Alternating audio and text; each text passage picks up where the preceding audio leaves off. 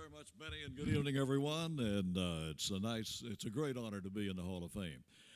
Uh, an honor for me to introduce our next inductee.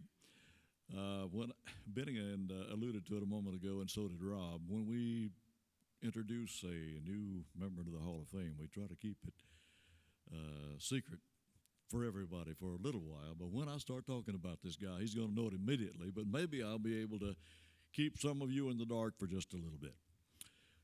Many of you in this room tonight have been very influential to me in my career, but there were two gentlemen when I started in 1971 full-time that I looked to as role models.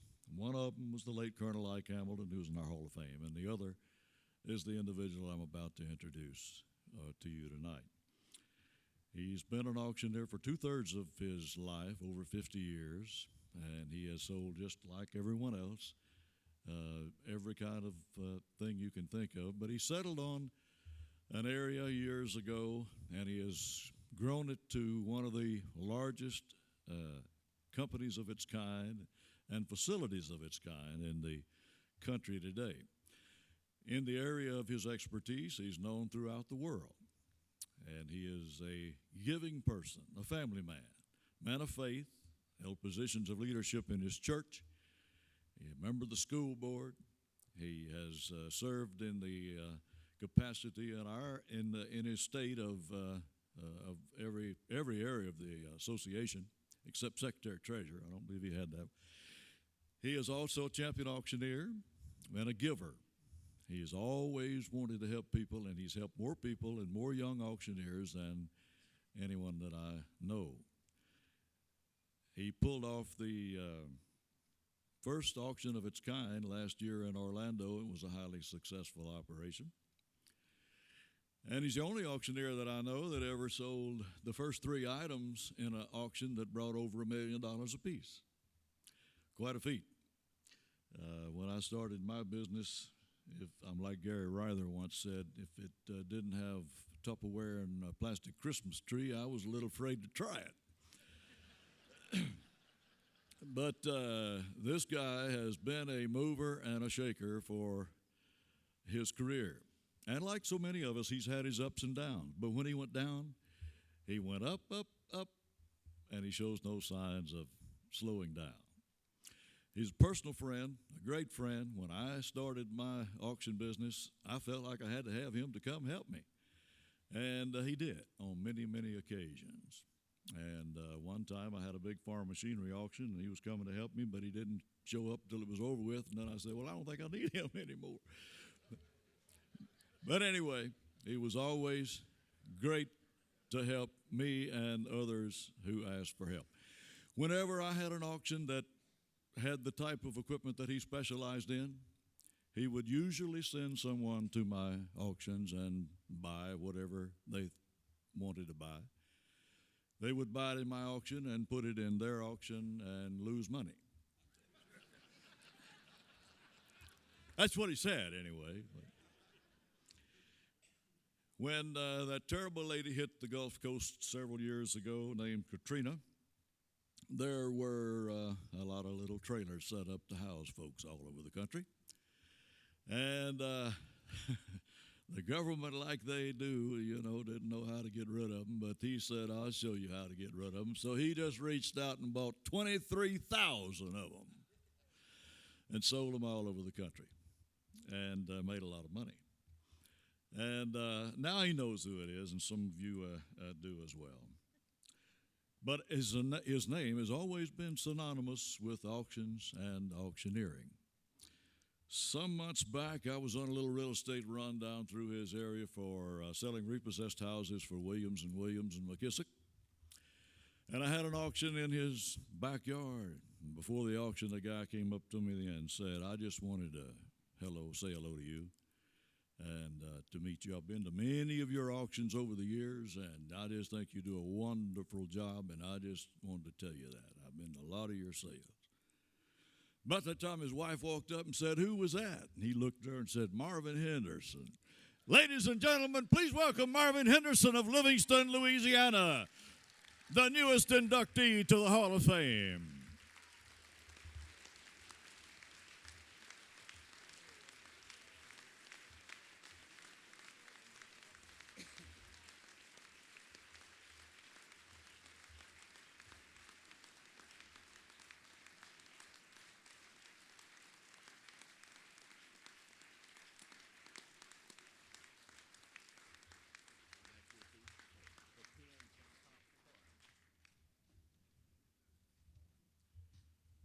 I didn't mention any of Marvin's family. He's going to do that, and he thought they were all coming to make a trip to Yellowstone or someplace like that. Maybe going to, as Jerry Clowers used to say, Yosemite. I don't know. But Marvin's family is here, his daughter, his son, and he'll introduce some of the rest of them as well. My good friend Marvin Henderson.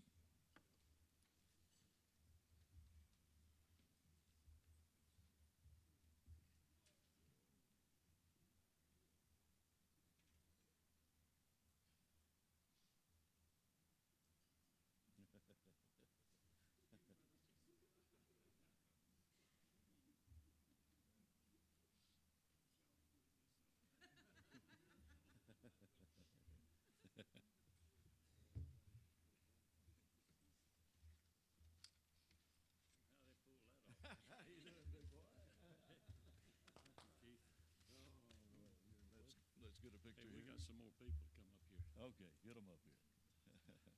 Is that good? Again, this one says the same thing in recognition and appreciation of his outstanding contribution to the profession of auctioneering, the National Auctioneers Association, as the 2012 Hall of Fame Award recipient, Marvin Henderson. Let me put this thing on you now. You taught me how to do it.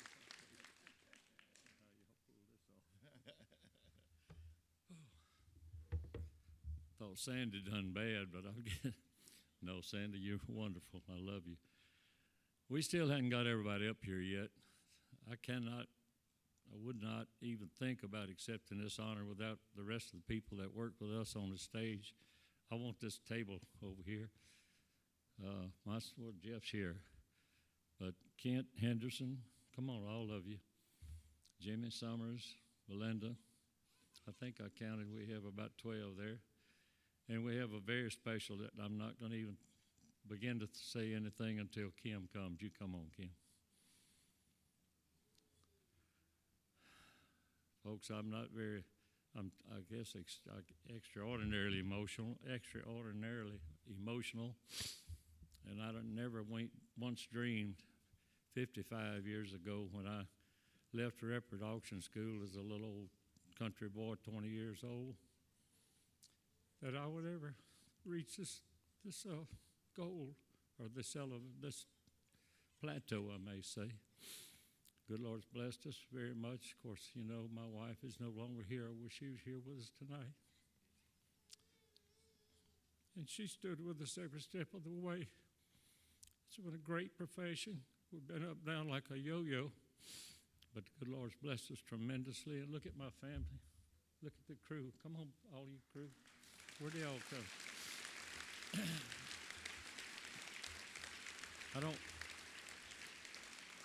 As I said earlier today, I believe I said someone, I don't like to use the word employees. They're associates and, of course, a family. I'm not going to try to introduce them all because you'd forget their name time I said it anyway, but I have a wonderful family and some wonderful people that work for us. As I said, I don't like to say employee. They're associates. They're part of our company. They all work hard, and the good Lord's rewarded us greatly. And you have no idea, no way for me to express how appreciative I am of what you've done and what this organization has done for us. As I said before, I've been a member of the NAA for 55 years and didn't attend all of the conventions, but I had it at my heart, and I have a passion for the organization and for all of you people and for every one of you, and it's just been wonderful to get to be real close friends to everyone, to most of you. The ones I don't know and haven't got to be close friends with, I want to be. And I just thank every one of you for what you've done for us and what this organization's done and what the auction business has done. It's been a wonderful life. And I'd encourage you, regardless of where you are, if this is your first convention, don't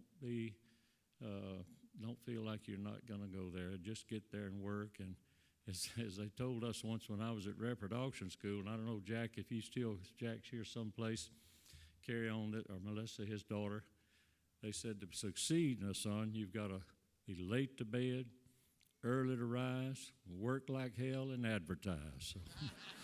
So but anyway, and the good Lord did give us talent, and I think that's part of it. But whatever talent you have, if you don't develop it, it'll die. And I thank the Lord for the talents He's given us to be able to do sales, and it's just been a wonderful. And I just thank all of you people so much, and I'm so proud of all of our associates that work with us, and very, very proud of my family. And by the way, I have an extra family member, Kim. Everybody, most of you here know Kim Fackler. She's part of our family. She came to stay with us the other day. And then my neighbors, Vicki and Mike Lott. Had no idea they'd be around. They're here too, part of our family. And by the way, Sandy, we're going to Yellowstone next week too, so you don't have anything up on us. And I just want to say thank you very, very much.